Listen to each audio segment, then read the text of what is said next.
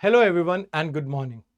My name is Vivek Sharma and today we will be discussing four major articles. पहला article है oil price tension के बारे में, second article operation Olivia के बारे में, third article zero FIR and last में we will be talking about कि सुप्रीम कोर्ट ने रेट्रोस्पेक्टिव एनवायरमेंट क्लियरेंस को स्ट्रक डाउन कर दिया है, मना कर दिया है. तो we will be talking about these four articles. पहला आर्टिकल प्री और मेंस दोनों के अकॉर्डिंगली इंपॉर्टेंट है.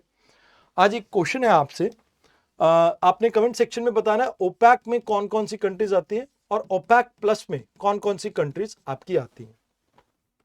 अभी हाल फिलहाल में ओपैक प्लस ने यह डिसीजन लिया है कि वो अपनी कलेक्टिव प्रोडक्शन को इंक्रीज करेंगे एंड इससे आप ये मान के चलो कि तीसरा लगातार महीना है जहां पर ये अपनी प्रोडक्शन को इंक्रीज करने की बात कर रहे हैं एंड इसकी वजह से 2% का प्राइस ड्रॉप आया क्रूड ऑयल के प्राइसेस में, जो कि लगभग अभी कोविड-19 के टाइम के बाद से सबसे लोवेस्ट लेवल पे आपका पहुंच गया. तो कहीं ना कहीं इसका एक ब्रॉड इंप्लीकेशन आपको देखने को मिलेगा. अब ओपैक प्लस में सबसे इंपॉर्टेंट बात है सऊदी की. सऊदी ने अपनी जो प्रोडक्शन है उसको इंक्रीज करने की बात की है, खासकर जो over production Iraq, Kazakhstan, UAE और नाइजीरिया की तरफ से चल रही थी, इसको केटर करने के लिए कि भाई ये ऑयल प्राइस की जो वॉर इन सभी कंट्रीज के बीच में चल रही है उसकी एम्बिट में ये आपको ये चीज देखने को मिल रही है. अब इससे ग्लोबल अभी जो प्राइस डिमांड है, ये सॉरी ग्लोबल ऑयल डिमांड है, वो अभी तक तो आपको स्टेगनेंट देखने को मिल रही है एंड ओवरऑल आपको इसकी वजह से प्राइस में फर्दर कुछ डाउनफॉल देखने को मिल सकता है. तो ओवर सप्लाई है, वीक इकोनॉमिक फोरकास्ट जो कि आपकी डब्ल्यूटीओ ने भी किया है कि भाई ग्लोबल ट्रेड ऑलमोस्ट 2.2% से आपकी डिप करने वाली है एंड ग्लोबल जीडीपी की फोरकास्ट की ग्रोथ हमने अज्यूम किया कि 2.4% के आसपास हो सकती है.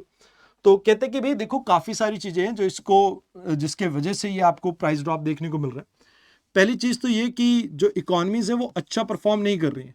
एक तो जो जो जियोपॉलिटिकल टेंशंस चल रही हैं उसकी वजह से एंड दूसरी चीज यहाँ पर जो टैरिफ वॉर यहाँ पर जो यूएस ने स्टार्ट की है इसका भी इंपैक्ट आपको देखने को मिल रहा है. एंड आने वाले समय में आपको ये भी देखने को मिलेगा कि रशिया जो ईरान है, वेनेजुला है, ये भी मार्केट के अंदर एंटर कर सकते हैं. हो सकता है इनके ऊपर सैंक्शंस कुछ हटे तो उनका भी आपको असर देखने को मिलेगा. फिलहाल ब्राजील, गुयाना और यूएस ने अपनी प्रोडक्शन को काफी इंक्रीज कर रखा है, तो जिसकी वजह से ग्लोबल प्राइस जो है वो डिप कर रहे हैं. अब इसका इंडिया के ऊपर क्या असर है? तो शॉर्ट टर्म बेनिफिट में अपन का फॉरेक्स बचेगा, अपना ट्रेड डेफिसिट रिड्यूस होगा. लॉन्ग टर्म की अगर बात की जाए तो कहीं ना कहीं जो गल्फ कंट्रीज है उसमें स्लो डाउन आ सकता है, जिससे अपना जो ओवरऑल रेमिटेंसेस है उसके ऊपर असर पड़ सकता है. हाँ, रिफाइनरी मार्जिन जो है हमारे, जो अभी हम यूरोपियन कंट्रीज को रिफाइन करके क्रूड ऑयल प्रोवाइड कर रहे थे, तो उसमें हमारा जो बेनिफिट है वो भी डिक्रीज करेगा एंड इसके साथ साथ आपके टैक्स रेवेन्यू भी यहां पर डिक्लाइन कर सकता है. तो ये चीजें आपको यहां पे देखने को मिल सकते हैं इंडिया के पर्सपेक्टिव से. अब बात करते हैं ओली रिडली टर्टल की. हम क्यों इसके बारे में बात कर रहे हैं? क्योंकि ऑपरेशन ओलिविया इसी से रिलेटेड है, जो कि 1980s में हमने स्टार्ट किया था. ये नवंबर से मई मंथ के टाइम पे आपके इंडियन कोस्ट गार्ड इंप्लीमेंट करते हैं ताकि ओली रिडली को हम प्रोटेक्ट कर सके. ये टर्टल अपनी मास नेस्टिंग यानी अरीबाड़ा के लिए काफी फेमस है, जो कि आपको उड़ीसा के आसपास गिरिमाथा, ऋषिकुल्या और देवी रिवर के आसपास देखने को मिल जाती है. अब वैसे ये वनरेबल कैटेगरी में आते हैं आईयूसीएन के अकॉर्डिंगली अगर हम बात करें तो, and wild life protection act के शेड्यूल 1 में आते हैं एंड साइट से अपेंडिक्स 1 में आते हैं. अभी अगर हम बात करें तो ह्यूमन एक्टिविटीज और क्लाइमेट चेंज के कारण इनकी पॉपुलेशन को कुछ मेजर आपको खतरे देखने को मिलते हैं. तो दीज आर द थिंग्स जो आपको ओलिविया के बारे में याद रखनी है. अब बात करते हैं जीरो एफआईआर. जनरली अगर कोई ऐसा केस हो जिसमें जुरिस्डिक्शन कौन से एरिया की पुलिस की पड़ेगी, ये एक आपका इशू बन जाता है, तो उस समय हम E0 FIR को रजिस्टर कर सकते हैं. अब ये किस कंटेक्स्ट में? जैसे आपको पता होगा आजकल फाइनेंशियल फ्रॉड्स बहुत ज्यादा चल रहे हैं, तो हमारे जो होम मिनिस्टर हैं अमित शाह ने ये अनाउंस किया कि भाई जो आपका I4C है, that is Indian crime cyber crime coordination centre, इसके साथ मिलके हमने ऑटोमेटिक जो आपकी जो भी आप रिपोर्टिंग करते हो एक मोबाइल नंबर पे, दैट इज 1930, इन सबको EFIR में चेंज कर देंगे, स्पेसिफिकली उन केसेस में जहां पर फ्रॉड 10 लाख से ऊपर का होगा. तो ये FIR बन जाएगी, तो इससे कहीं ना कहीं हम साइबर सिक्योर भारत को प्रमोट कर पाएंगे, ताकि जल्दी से मैटर के ऊपर इन्वेस्टिगेशन हो, रिकवरी की जा सके मनी की, और टाइमली प्यूनिटिव एक्शंस लिए जा सके। तो जीरो FIR क्या है? तो ये एक तरह का इनिशिएटिव है जहां पर आप टेक्नोलॉजी ड्रिवन मैकेनिज्म आप बिल्ड कर रहे हो, ताकि साइबर फाइनेंशियल फ्रॉड्स को हम डील कर सके। क्योंकि अभी सबसे बड़ी प्रॉब्लम हमारे साथ ये रहती है कि ये FIR रजिस्टर करने में कई बार बहुत डिले हो जाता है, जिससे एक्शंस टाइमली नहीं लिए जाते। तो यहां पर फ्रॉड जो भी 10 लाख से ऊपर होंगे, तो पहले उसके लिए नेशनल साइबर रिपोर्टिंग पोर्टल के ऊपर जाना पड़ता था, या आप 1930 पे इसको कॉल करके रजिस्टर करते थे। अब 1930 पे कॉल करते ही आपकी ऑटोमेटिकली FIR रजिस्टर हो जाएगी, and you don't need to go anywhere else. आपको लोकल पुलिस स्टेशन में जाने की जरूरत नहीं पड़ेगी। अब इसे पायलट बेसिस पे दिल्ली में स्टार्ट किया, बाद में बाकी स्टेट्स और यूटी में भी हम इंप्लीमेंट करेंगे। तो इसका फायदा ये है कि भाई आपकी रेगुलर FIR दर्ज होगी, लोकल पुलिस स्टेशन में जाने की जरूरत नहीं पड़ेगी। सॉरी। इसके साथ साथ विक्टिम की लोकेशन, अक्यूज की लोकेशन, उसको हम ट्रैक कर पाएंगे। एंड पहले क्या होता था कि भाई विक्टिम की लोकेशन अलग स्टेट की होती थी, और जो आपका अक्यूज है उसकी लोकेशन अलग स्टेट की होती थी, तो FIR दर्ज करने में प्रॉब्लम होती थी। तो वो चीजें खत्म हो जाएंगी। जीरो FIR और क्राइम पुलिस स्टेशन के थ्रू हम ऑटोमेटिक FIR को रजिस्टर कर पाएंगे, और इसमें section 173 clause 1 and section 1 clause 2 ये यूज किया गया भारतीय नागरिक सुरक्षा संहिता का। तो यहां पर आपको ये याद रखना कि इससे कहीं ना कहीं हम FIR रजिस्ट्रेशन को स्ट्रीमलाइन कर पाएंगे, ताकि जो डिलेज आपको देखने को मिलते थे वो डिलेज कम हो सके। वैसे इसका लीगल प्रोसेस जो है वो सपोर्ट करता है आपका सेक्शन 154 CRPC का, एंड अभी भारतीय नागरिक सुरक्षा संहिता है उसका। तो कहीं ना कहीं इसमें जब जुरिस्डिक्शन अनक्लियर होती है, तब उस केसेस में इन FIR को जीरो FIR के तौर पे रजिस्टर किया जाता है। अब बात की जाए इंडियन साइबर कोऑर्डिनेट सेंटर की, तो इसे लॉन्च किया गया था 2020 में, मिनिस्ट्री ऑफ होम अफेयर के अंडर आता है।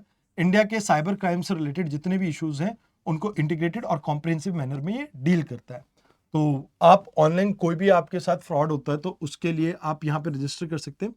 तो ये पोर्टल है जो फैसिलिटेट करता है ऑनलाइन रिपोर्टिंग को, एंड कहीं ना कहीं ट्रेनिंग प्रोवाइड करता है लॉ इन्फोर्समेंट ऑफिसर्स को, जुडिशियल ऑफिसर्स को साइबर डोमेन में। इसके साथ साथ ये रिसर्च को प्रमोट करता है, ताकि हम प्रिवेंट कर सके किसी भी तरह के साइबर क्राइम को, और उसको बेटर वे में इन्वेस्टिगेट कर सके। साथ के साथ ये कहीं ना कहीं कॉम्बैट करने में, साइबर क्राइम में कोऑर्डिनेट करता है वेरियस स्टेक होल्डर्स के साथ। तो 1930 इनका एक मोबाइल नंबर है, जिसके बारे में आप अक्सर अपनी कॉलर ट्यून्स में भी सुनते हो, तो वो चीजें आपको यहाँ पे देखने को मिलेंगी। अब बात करते हैं आज के आखिरी आर्टिकल की, जहां पर सुप्रीम कोर्ट ने जो रेट्रोस्पेक्टिव ग्रीन क्लियरेंस दी गई थी उसको स्टक डाउन कर दिया है। अब हुआ क्या, क्या मुद्दा है, इसको आप समझिए। देखिए, मिनिस्ट्री ऑफ इन्वायरमेंट, ये वो मिनिस्ट्री है जो इन्वायरमेंटल इंपैक्ट असेसमेंट को कंडक्ट करती है। अब इन्वायरमेंटल इंपैक्ट असेसमेंट क्या होता है? ये इवेलुएट करता है इन्वायरमेंटल कॉन्सिक्वेंसेस, पॉजिटिव और नेगेटिव, किसी भी प्रोजेक्ट के, और उसके बाद डिसीजन लेते हैं कि क्या हमें वो प्रोजेक्ट इंप्लीमेंट करना चाहिए या नहीं। अब यहां पर हम प्रमोट करते हैं सस्टेनेबल डेवलपमेंट और इन्वायरमेंटल कंसर्न को इंटीग्रेट करते हैं किसी भी प्रोजेक्ट के अंदर, ताकि इन्वायरमेंट के ऊपर डैमेजेस को मिनिमम किया जा सके।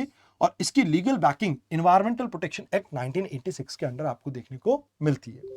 तो यहां पर इस पूरे प्रोसेस के लिए एक नोटिफिकेशन रिलीज की गई थी 2006 में, और ये इन्वायरमेंटल प्रोटेक्शन रूल 1986 के अंडर आपका ऑपरेट करता है। तो मतलब अगर बात की जाए इस पूरे डोमेन की, तो यहां पर आपको देखने को मिलता है कि हम अपने जो प्रोजेक्ट्स हैं उनको एनवायरनमेंट के तराजू पे तोलते हैं कि भाई कितना मिनिमम इंपैक्ट है उस प्रोजेक्ट का, या कितना इंपैक्ट है उस प्रोजेक्ट का एनवायरनमेंट के ऊपर, उस बेसिस पे उसे अप्रूव या रिजेक्ट करते हैं। अब हुआ ये कि गवर्नमेंट ने एक क्लियरेंस मैकेनिज्म बनाया 2021 में ऑफिस ऑफ मेमोरेंडम के थ्रू, और उससे पहले भी 2017 में एक नोटिफिकेशन जारी की थी रेट्रोस्पेक्टिव क्लियरेंस के लिए, कि भाई देखो अगर कोई ऐसी कंपनी है, 2017 में गवर्नमेंट ने एक नोटिफिकेशन किया रूल का कि भाई आपके पास एक 6 महीने की विंडो हम दे रहे हैं, वन टाइम विंडो। अगर आपने ऑलरेडी अपने ऑपरेशन स्टार्ट कर दिए, प्रोडक्शन एक्सपैंड कर दिए, या आपने पहले इन्वायरमेंटल क्लियरेंस नहीं लिए, तो आप अप्लाई कीजिए, हम आपको रेट्रोस्पेक्टिव ये क्लियरेंस दे देंगे। सेंटर का रेशनल ये था कि भाई देखो हम यहां पर रेमिडिएशन और पेनल्टी कॉस्ट को न्यूट्रलाइज करना चाहते हैं ताकि इकोनॉमिक ग्रोथ आपकी इंक्रीज हो। फिर 2021 में भी यहां पर इंट्रोड्यूस किया गया एक स्टैंडर्ड ऑपरेटिंग प्रोसीजर जिसमें पोस्ट फैक्टो क्लियरेंस देने की बात की गई। तो यह मुद्दा पहुंचा आपका सुप्रीम कोर्ट में। सुप्रीम कोर्ट कहता है कि देखो आर्टिकल 21 जो है ये साफ साफ कहता है कि भाई लोगों को अधिकार है वो पोल्यूशन फ्री और हेल्दी इन्वायरमेंट में रह सके।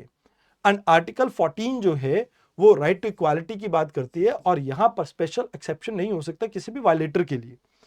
तो यहां पर यह कहा जाता है कि भाई ये जो पोस्ट फैक्टो क्लियरेंस है ये इन दोनों फंडामेंटल राइट्स को वायलेट करता है एंड किसी भी केस में आप इसे प्रोवाइड नहीं कर सकते बिकॉज ये इन्वायरमेंटल जुरिस्प्रूडेंस के खिलाफ है जहां पर इन्वायरमेंटल लॉ के ये अगेंस्ट जाता है। एंड इवन जो आपका फ्रेमवर्क है इन्वायरमेंटल इंपैक्ट असेसमेंट 2006 का ये उसको भी वायलेट करता है। इवन वेरियस ओकेजन्स पे जैसे Common Cause versus Union of India, Emblicum pharmaceutical versus Rohit Prajapati, इस केस में ऑलरेडी सुप्रीम कोर्ट ने इस बात को मल्टीपल ओकेजन पे कहा है कि भाई आपको इन्वायरमेंटल इंपैक्ट असेसमेंट करवानी जरूरी है। तो यहां पर क्या गवर्नमेंट का कहना था? तो देखो यहां पर कहा गया कि देखो सबसे पहली बात कि गवर्नमेंट यहां पर पोल्यूटर को कहीं ना कहीं लाइक प्रोटेक्ट करने की कोशिश कर रही है, अपहोल्ड नहीं कर पा रही है इन्वायरमेंटल लॉ। पहली बात तो ये, और दूसरी बात ये सेंटर जो है मिसलीड कर रही है कोर्ट को, क्योंकि मद्रास हाई कोर्ट में इन्होंने कहा कि भाई हमने सिर्फ और सिर्फ 2017 में एक बारी वन टाइम मेजर लिया था, बट अभी भी इनका जो स्टैंडर्ड ऑपरेटिंग प्रोसीजर है 2021 का वो पोस्ट फैक्टो कहीं ना कहीं अप्रूवल प्रोवाइड कर रहा है और 100 से ज्यादा प्रोजेक्ट सॉरी 2017 से 2021 के बीच में ऑलरेडी अप्रूव किए गए हैं। तो कहते कि भाई आपको यहां पर क्या डायरेक्शन दी गई, तो कोर्ट कहता है कि भाई अब सेंटर इस तरह की किसी भी फ्यूचर नोटिफिकेशन को नहीं करेगा, किसी भी तरह की इस तरह की अप्रूवल पोस्ट फैक्टो नहीं मिलेंगे। क्लियरेंस कहीं ना कहीं प्रायर लेना पड़ेगा चीज को सेटअप करने से पहले, तो प्रायर स्क्रूटनी की जाएगी, इंपैक्ट की पब्लिक कंसल्टेशन की जाएगी और कहीं ना कहीं जो आप ये कह सकते हो कि एक्सपर्ट्स है उनके ओपिनियन को सीख किया जाएगा। अब यहां पे आपको याद रखना है कि जैसे क्या इसका सिग्निफिकेंस है, तो इकोलॉजिकल डिग्रेडेशन को हम रोकते हैं, बैलेंस कर पाते हैं डेवलपमेंटल इकोनॉमिक ग्रोथ और सस्टेनेबल डेवलपमेंट के बीच में। दूसरी चीज हम प्रिडिक्ट कर पाते हैं कि भाई किस तरह के इंपैक्ट होंगे किसी भी प्रोजेक्ट के इन्वायरमेंट के ऊपर और फिर हम रिलेटिवली कुछ एक्शंस ले सके उसको मिनिमाइज करने के लिए। अब इसमें एक इन्फॉर्म डिसीजन रहता है, लोगों के पास चॉइस होती है, कहीं ना कहीं पब्लिक पार्टिसिपेशन को आप इंकरेज करते हो तो जिससे ट्रांसपेरेंसी आती है। तो ये वो चीजें हैं जो आपको यहाँ पे याद रखनी है। आई होप आज के जो आर्टिकल है आपको समझ में आए हो। आज के लिए इतना ही था, धन्यवाद। कल मिलते हैं एक नए आर्टिकल के साथ। Okay, take care everyone.